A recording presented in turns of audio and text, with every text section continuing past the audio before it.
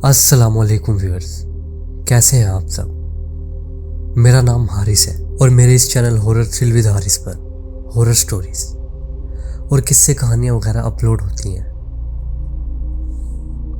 मैं काफ़ी अर्सा चैनल से गायब सा रहा हूँ और कोई वीडियो स्टोरीज अपलोड नहीं कर रहा था क्योंकि मेरे एग्ज़ाम्स हो रहे थे और उसके बाद फ़ौरन प्रैक्टिकल भी स्टार्ट हो गए थे। देन मेरे घर में भी कुछ ऐसे इवेंट्स थे कि मैं वहाँ पर भी मसरूफ़ हो गया बाद में, और अब जाकर फ्री हुआ हूँ और रेगुलरली वीडियोस अपलोड करूँगा। फिर हर 2 दिन बाद एक हॉरर स्टोरी रात को अपलोड हुआ करेगी, मतलब कि वीक में 3 स्टोरीज अपलोड हुआ करेंगी, थ्रिलिंग, स्केरी। अगर आपको भी मेरे चैनल की स्टोरी सुनना पसंद है तो जल्दी से चैनल को सब्सक्राइब करके बेल आइकन को प्रेस करें ताकि आपको मज़ीद ऐसी हॉरर, थ्रिलिंग, इंटरेस्टिंग स्टोरीज सुनने को मिलती रहे। और अगेन सॉरी इतने अरसे वीडियो अपलोड ना करने के लिए। आई होप कि आप सब समझेंगे। तो बगैर देर किए आज की स्टोरी की जानिब बढ़ते हैं। अस्सलामुअलैकुम हारिस भाई, मेरा नाम उस्मान है। मैं खानेवाल का रहने वाला हूँ। बेसिकली मैं खानेवाल के एक गाँव का रहने वाला हूँ जहाँ की आबादी अभी भी बहुत ही कम है और वहाँ घर भी बहुत कम है। काफ़ी ज़्यादा एरिया तो खुला है, दरख्त हैं, खुले प्लॉट्स वगैरह, और उनमें भी बड़ी बड़ी घास वगैरह है। और ये जो वाक़या मैं आपको सुनाने लगा हूँ ये मेरे साथ सर्दियों में हुआ था और इस वाक़ये को मेरे साथ हुए 2-2.5 साल हो चुके हैं। उससे पहले मैं अपने घर में अकेला रह लिया करता था, मतलब कि घर वाले अगर कहीं जाया करते थे तो मैं ज़्यादातर उनके साथ बाहर नहीं जाया करता था या किसी भी रिलेटिव्स के घर, और घर में ही रहा करता था। लेकिन ये जो कुछ वाक़यात मेरे साथ हुए इसके बाद तो मैं घर में दिन के वक्त भी अकेला नहीं रह सकता, और आज तक मैं घर में अकेला नहीं रहता। तो बात कुछ यूँ है, अगर मैं आपको अपने सबसे पहले इंसिडेंट के बारे में बताऊं तो वो मेरे साथ मेरे घर के ड्राइंग रूम में हुआ था। घर का अगर आपको थोड़ा नक्शा समझाऊं तो घर के फ्रंट गेट के बिल्कुल सामने खाली और खुला प्लाट है, और साइड में भी बहुत बड़ा और खुला प्लाट जिसमें लोग गंद वगैरह भी आकर फेंक देते हैं। उसके अलावा अगर कोई घर है तो वो भी काफ़ी फासले से बने हुए हैं। घर के अंदर एंटर होते ही एक खुला सहन है और सहन के दाएं जानिब ड्राइंग रूम है। बिल्कुल अंदर एंटर होते ही गेट से उससे आगे वॉशरूम और बाथ एरिया है, वो भी सहन के अंदर, मतलब कमरे और ड्राइंग रूम से बाहर ही है। अगर उसके बाद सीधा अंदर चले जाए तो बड़ी सी ग्रिल लगी हुई है।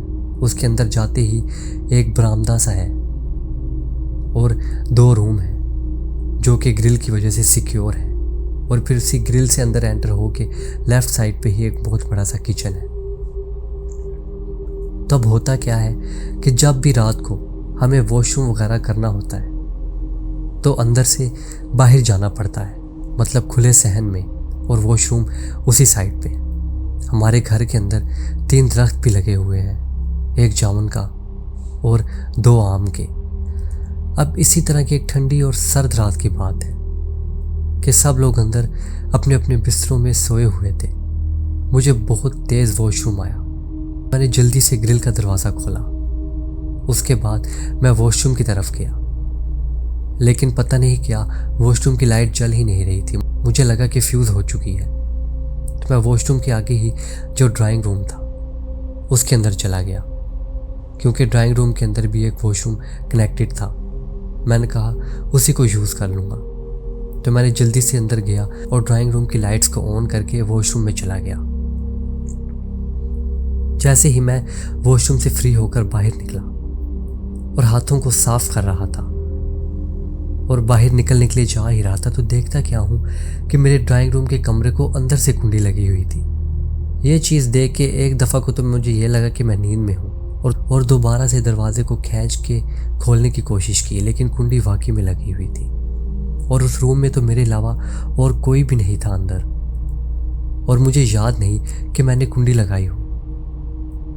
फिर भी मैंने कुंडी खोली और बाहर निकला, लाइट को ऑफ कर दिया और सोचा कि मैं जल्दी जल्दी में अंदर जा रहा था और था भी नींद में, तो हो सकता है मैंने इस दरवाजे की भी कुंडी अंदर से लगा दी हो और उसके बाद वॉशरूम गया हूँ। खैर नींद बहुत ज़्यादा आ रही थी तो मैं जल्दी से अंदर गया, ग्रिल की दोबारा से कुंडी लगाई और अंदर जाके कमरे में सो गया।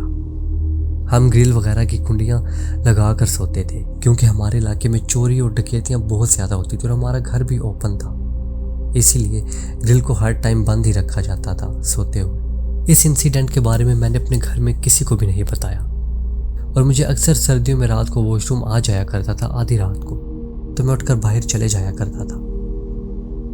और सुबह उठकर मुझे इस चीज़ की भी हैरानी हुई थी। जब मैं दोबारा से सुबह वॉशरूम गया, जो कि सहन के साथ थे जिनकी रात को लाइट नहीं जल रही थी, तो हैरानगी की बात तो ये थी अब उसकी लाइट ऑन हो रही थी। मैंने घर वालों से पूछा कि इसका बल्ब चेंज किया है, तो उन्होंने कहा नहीं वही बल्ब है और बल्ब तो फ्यूज़ हुआ ही नहीं था। खैर मैंने इस पर भी इतना कोई ध्यान नहीं दिया क्योंकि मुझे रात की कोई इतनी बात ज़्यादा याद आ भी नहीं रही थी, सिवाय इसके कि ये बल्ब ऑन नहीं हो रहा था और वो जो मैंने कुंडी अंदर से नहीं लगाई थी। तो मैंने सोचा नींद की वजह से सब कुछ हो रहा होगा। अभी 2 से 3 दिन गुजरे थे, फिर आधी रात का टाइम था और मुझे बहुत तेज़ वॉशरूम आया और मैंने जल्दी से ग्रिल का दरवाज़ा खोला और बाहर वॉशरूम में गया। वॉशरूम किया तो मुझे ऐसा महसूस हुआ कि बाहर कोई चल रहा है, जैसे कि किसी ने चप्पल पहनी हुई है, दूसरी सख्त वाली चप्पल होती है ना, वो किसी ने पहनी हुई है और ज़ोर ज़ोर के कदम रखकर चल रहा है। तो मैं जल्दी से बाहर निकला कि हो सकता है किसी और को भी वॉशरूम जाना हो, तो मैं जल्दी से बाहर निकलूँ ताकि वो भी वॉशरूम चला जाए। लेकिन जैसे ही मैं बाहर निकला तो वहाँ पर कोई भी नहीं था, सिर्फ और सिर्फ अंधेरा था और वॉशरूम की लाइट चल रही थी कि अचानक से वो लाइट भी फ्लिकर करने लगी और फिर एकदम से वो लाइट बंद हो गई। देखता क्या हूँ कि वो जो आम का दरख्त था उसके पास से मुझे ऐसा महसूस हुआ कि जैसे कोई भागकर बाहर के गेट की तरफ गया है। मुझे कुछ समझ नहीं आई। एक दफ़ा को तो ये लगा कि हमारे घर शायद कोई आया हुआ है, मतलब चोर या डाकू वगैरह। मैं जल्दी से ग्रिल की तरफ भागा ताकि अंदर भाग के जल्दी से कुंडी लगा लूं और जो भी है वो बाहर ही रहे। जैसे ही मैंने ग्रिल को कुंडी लगाई तो फिर मैं अंदर की भी लाइट्स ऑन करके देखने लगा कि कोई अंदर ही ना छुप गया हो आकर, क्योंकि मैं वॉशरूम में था और ग्रिल खोल कर ही बाहर निकला था। सब गहरी नींद में सोए हुए थे, दोनों कमरों में, बरामदे को और उसके साथ एक छोटी सी गैलरी बनी हुई थी। मैंने सब कुछ चेक किया, दोनों कमरों में, बेड के ऊपर नीचे और चारपाइयों के ऊपर नीचे हर जगह देखा, लेकिन वहां पर कोई भी नहीं था। तो मुझे थोड़ा सुकून हुआ। फिर मैं सारी लाइट्स ऑफ करके बाहर की तरफ देखने लगा, लेकिन अब मुझे चांद की हल्की हल्की रोशनी में नजर आ रहा था कि बाहर भी कोई नहीं है, ना ही गेट के पास और ना ही वॉशरूम वाली जगह पर कहीं भी कोई नहीं है। मैं किचन में गया और उधर की खिड़कियों से दूसरी तरफ भी देखने लगा ताकि एक दफ़ा पूरे घर का जायज़ा ले लूं। बाहर निकलने की मेरे में हिम्मत नहीं थी कि अगर कोई छुपा हुआ और मैंने ग्रिल का दरवाज़ा खोला और वो इसी आड़ में मेरे साथ अंदर आ गए तो बहुत ज़्यादा नुकसान हो जाएगा। लेकिन अब पूरे घर को देखने के बाद ऐसा ही फील हुआ कि बाहर कोई भी नहीं है। फिर मैंने सोचा हो सकता है कोई बिल्ली वगैरह गुजरी हो, जिसकी वजह से मुझे ऐसा लगा हो कि कोई आदमी है। उस रात मुझे नींद नहीं आई। मैं यही सोच रहा था कि वो कोई चोर या डाकू था, लेकिन वो गया तो गया कहाँ। मेरा दूसरी तरफ को तो ख्याल जा ही नहीं रहा था कि वो कोई जिन्नात या शयातीन भी हो सकता है। इस चीज़ पर मेरा ज़रा भी गौर नहीं गया। इस बात को अब तकरीबन हफ्ते से 1.5 हफ्ता हो चुका था और मेरे दिमाग से भी ये बात बिल्कुल निकल चुकी थी और मैं इस बात को बिल्कुल ही भूल चुका था। और मैं आपको पहले भी बता चुका हूँ कि सर्दियों में अक्सर मुझे रात को वॉशरूम जाने की ज़रूरत पड़ती थी, क्योंकि मैं पानी काफ़ी ज़्यादा पीकर सो जाया करता था, जिसकी वजह से रात को फिर वॉशरूम जाना पड़ता था। अब ये बात मेरे ज़हन से तकरीबन बिल्कुल हट चुकी थी और इसी तरह की एक रात की बात है। धुंध बहुत ज़्यादा पड़ रही थी उस रात को। इतनी ज़्यादा कि कुछ नज़र भी नहीं आ रहा था। मैं जल्दी से उठा और नींद में ही था। नींद में ही मैंने ग्रिल का दरवाज़ा खोला और वॉशरूम की तरफ जाने लगा। वॉशरूम की लाइट जलाई और वो लाइट ऑन हो गई। जल्दी से वॉशरूम के अंदर से फ्री हुआ और बाहर आकर सिंक पर हाथ धोने लगा। हाथ धोते हुए मुझे काफ़ी ज़्यादा ठंड लग रही थी क्योंकि पानी बहुत ज़्यादा ठंडा था। अब मुझे ऐसे महसूस हुआ कि जैसे मेरे पीछे कोई खड़ा हुआ है। तो मुझे पीछे से आवाज़ भी आई और वो आवाज़ मेरे वालिद साहब की थी। उन्होंने कहा कि तू इतनी रात को बाहर क्या कर रहा है। मैंने उनकी तरफ मुंह नहीं किया और वहीं सिंक पर हाथ धोते हुए कहा कि बहुत ज़ोर का वॉशरूम आया था, बस इसी वजह से बाहर निकला हूँ। ये बात करके हाथ धोकर मैं भी पीछे मुड़ा ही था कि क्या देखता हूँ वहाँ पर कोई भी नहीं खड़ा हुआ था, कोई चीज़ भी नहीं थी वहाँ पर। यह देखकर मैं इतना ज़्यादा खौफज़दा हुआ कि मेरे से उस जगह से हिला तक नहीं जा रहा था। उस सिंक से लेकर अंदर ग्रिल तक का इतना सफ़र लग रहा था जैसे पत्नी कई हज़ार किलोमीटर हो, और मैं वो तय नहीं कर पाऊंगा और कोई चीज़ मुझे पीछे से आकर पकड़ लेगी। वो आवाज़ बिल्कुल मेरे वालिद जैसी थी, लेकिन वहाँ पर कोई भी नहीं था। मेरे पाँव बिल्कुल जम चुके थे और धुंध भी काफ़ी ज़्यादा पड़ रही थी कि इतनी ही देर में मुझे ऐसा महसूस हुआ कि आम के दरख्त के पास कोई चीज़ खड़ी हुई है, बिल्कुल खाली स्याह, और उसकी आंखें लाल रंग की किसी लाइट की तरह चमक रही हैं। हर तरफ अंधेरा और धुंध और बस वो आंखें लाल रंग की चमक रही थी।